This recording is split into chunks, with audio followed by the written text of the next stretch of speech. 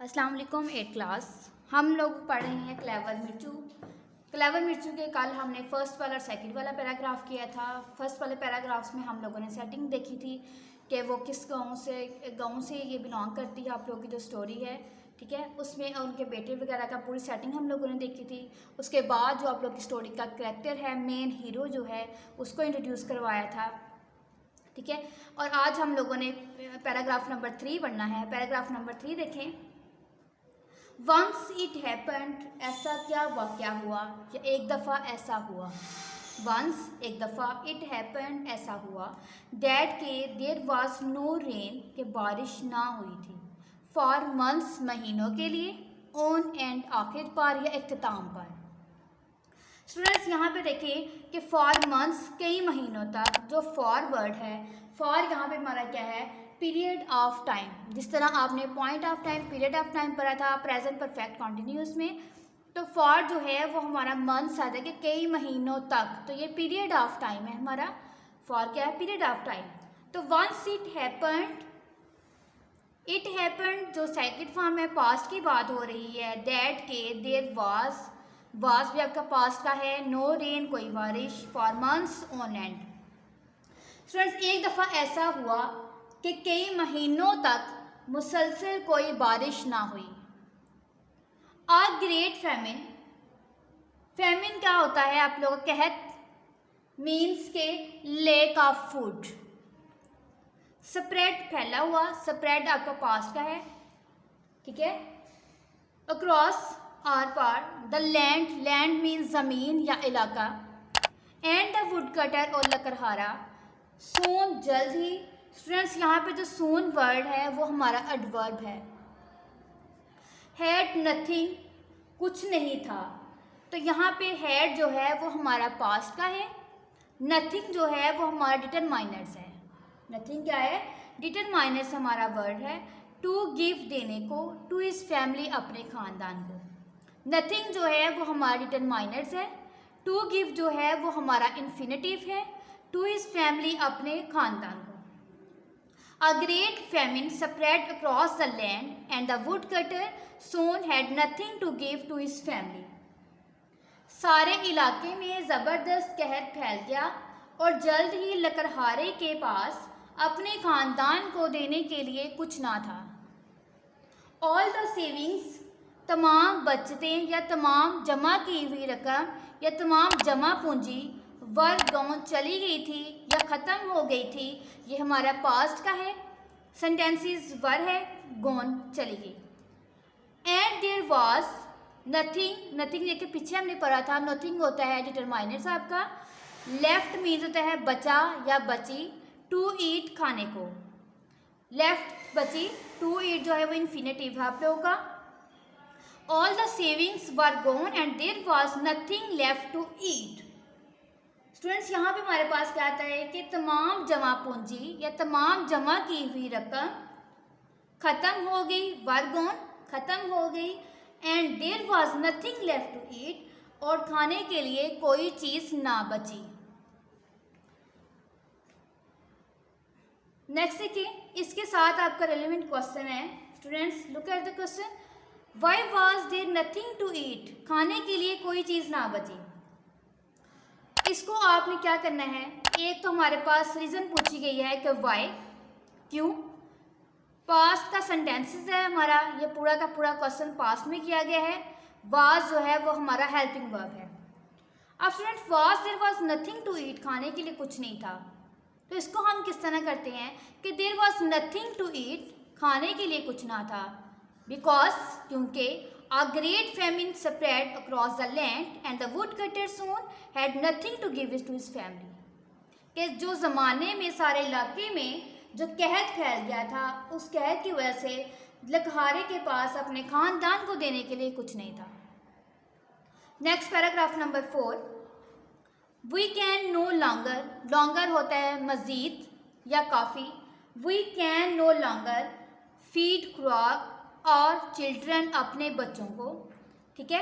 और जो है ये हमारा क्या है, हमारा पोसेशन प्रोनाउन से आप लोगों का। चिल्ड्रन जो है वो नाउन है।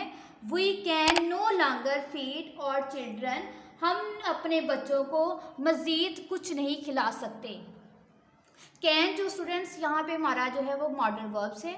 We can no longer feed our children, कि हम अपने बच्चों को मज़ीद कुछ नहीं खिला सकते। द वुडकटर टोल्ड, लकड़हारे ने बताया। टोल्ड जो है वो हमारा पास्ट की सेकंड फॉर्म है।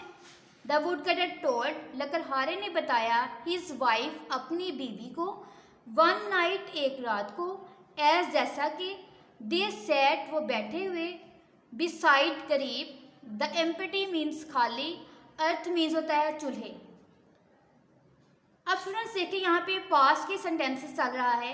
The woodcutter told his wife one night as they sat beside the empty hearth. यहाँ पे क्या होगा, एक रात लकड़हारे ने अपनी बीवी को बताया जबकि वो खाली चूल्हे के करीब, एम्प्टी हर्थ खाली चूल्हे के करीब बैठे हुए थे। दे सैट वो बैठे हुए थे।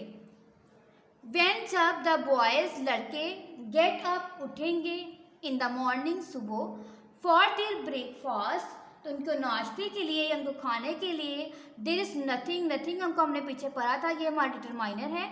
फॉर देम उनके लिए, टू ईट हमारा इन्फिनेटिव है खाने को। When the boys get up in the morning for their breakfast, there is nothing for them to eat. जब लड़के सुबह नाश्ते के लिए उठेंगे तो उनके खाने के लिए कुछ नहीं होगा।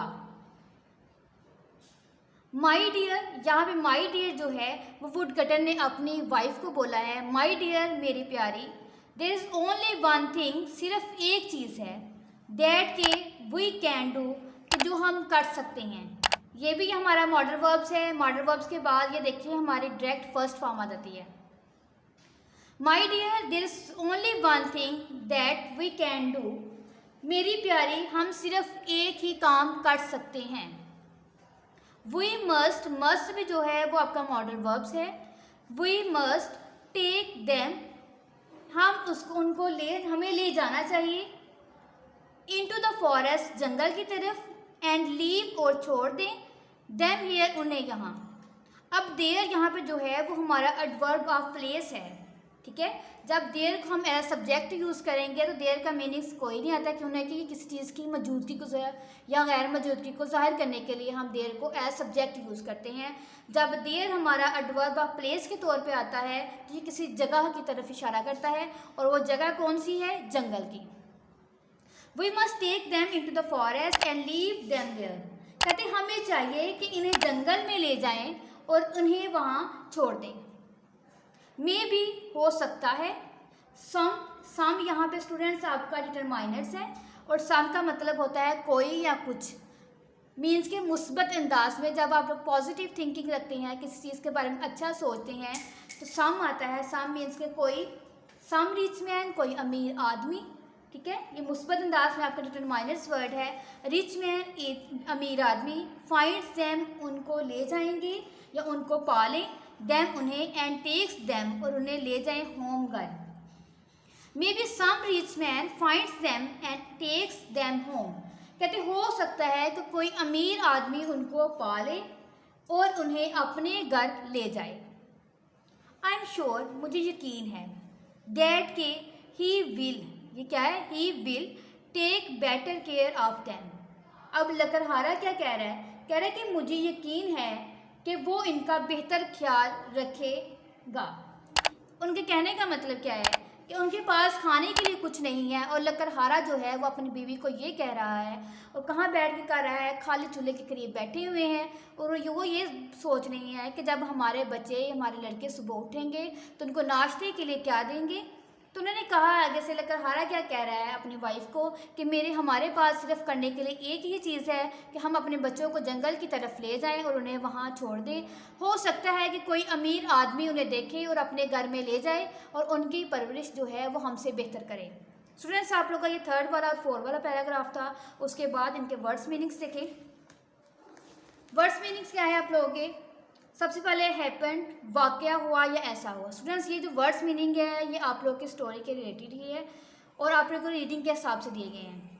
फेमिन मतलब होता है कहत, लेक ऑफ फूड खुराक की कमी हो जाना, फैल जाना, स्प्रेड फैल गया, लैंड ज़मीन या लैंड हम इलाके को बोलते हैं, लैंड ज़मीन या इलाका। सेविंग्स मीन्स बचते या बचाई हुई रकम, जमा की हुई रकम को बोलते हैं। लेफ्ट मीन्स बचा या बची। लॉन्गर देर तक या मज़ीद। फीड मतलब खिला या खिलाना, खिला या खिलाना। हर्थ मीन्स चूल्हे। स्टूडेंट्स ये आप लोगों के वर्ड्स मीनिंग से। उसके बाद मैंने आपको रीडिंग क्वेश्चन एक रीड करवाया था कि why there was nothing to eat. WH question है आप लोगों का। उसके बाद ये पास्ट का सेंटेंसेस है और वाज जो है वो आपका हेल्पिंग वर्ब है। इसका आंसर देखें कि was there was nothing to eat, there was nothing to eat, खाने के लिए कुछ नहीं था। बिकॉज ये आप लोगों ने रीज़न बतानी है। उन्होंने हमें से पूछा था वाई की हमने रीज़न बताई है बिकॉज के साथ आप इधर भी सेंटेंस स्टार्ट कर सकते हैं। साथ ही मैंने जो यहाँ पे किया है, अ ग्रेट फैमिन, एक अजीम या सारे कहत, बड़ा कहत स्प्रेड फैल गया अक्रॉस द लैंड, पूरे इलाके में, ये सारे इलाके में। एंड द वुड कटर लकड़हारे के पास सो जल्द ही had nothing to give to his family, अपने ख़ानदान को देने के लिए कुछ नहीं था। स्टूडेंट्स अगर आप एक क्वेश्चन तो आप लोगों का ये है। नेक्स्ट अगर आप लोग करना चाहते हैं इसको स्टार्टिंग में तो दो तरह से कर सकते हैं। एक आपका आंसर ये इस तरह बन सकता है कि due to a great famine all the savings of the woodcutter's family were gone and there was nothing to eat for them. दो तरह से क्वेश्चन बना सकते हैं। चाहे तो आप बिकॉज के साथ, बेहतर है आप लोग के बिकॉज के साथ करें। अगर बिकॉज के साथ नहीं तो आप ड्यू टू के साथ भी कर सकते हैं इसको। स्टूडेंट्स ये आप लोगों ने किया है, ये आप लोग का लेसन है कि पैराग्राफ नंबर 3 और 4 आप लोगों को लर्न करना है। उसके बाद डायरी मेंशन कर लें। पेज नंबर 39 है आप लोगों का। ट्रांसलेशन आप लोगों ने प्लस रीडिंग क्वेश्चन जो है वो लर्न करना है। उसके अलावा पेज नंबर 44 पे देखें। पेज नंबर 44 पे हमारे पास है for each word in list A find a word of opposite meaning from list B as shown in the example. Students यहाँ मैं आपको 2 वर्ड्स मैच करके दिखा देती हूँ। उसके अलावा ये आप लोगों ने सारा खुद करना है। आप लोगों ने क्या करना है, जो हमें लिस्ट ए में वर्ड्स दिए गए हैं इसके अपोजिट मीनिंग्स राइट करने हैं। जिस तरह वाइफ का मतलब क्या है, हस्बैंड, और पुअर को हम करेंगे तो पुअर के अपोजिट क्या हो जाएगा, पुअर का मतलब होता है गरीब, गरीब का अपोजिट होगा अमीर। तो पुअर को हमने किसके साथ स्टूडेंट्स करना है, रिच के साथ। इस तरह देखें सैड है, सैड का मतलब क्या होता है, उदास होना। तो सैड के अपोजिट वर्ड क्या होगा, हैप्पी। तो सैड को हमने हैप्पी के साथ करना है। स्टूडेंट इस तरह ये अपोजिट मीनिंग्स आप लोगों ने मैच करने हैं। पहले आप लोगों को उर्दू इसका पता होना चाहिए, उसके बाद आप लोगों ने ये करना है।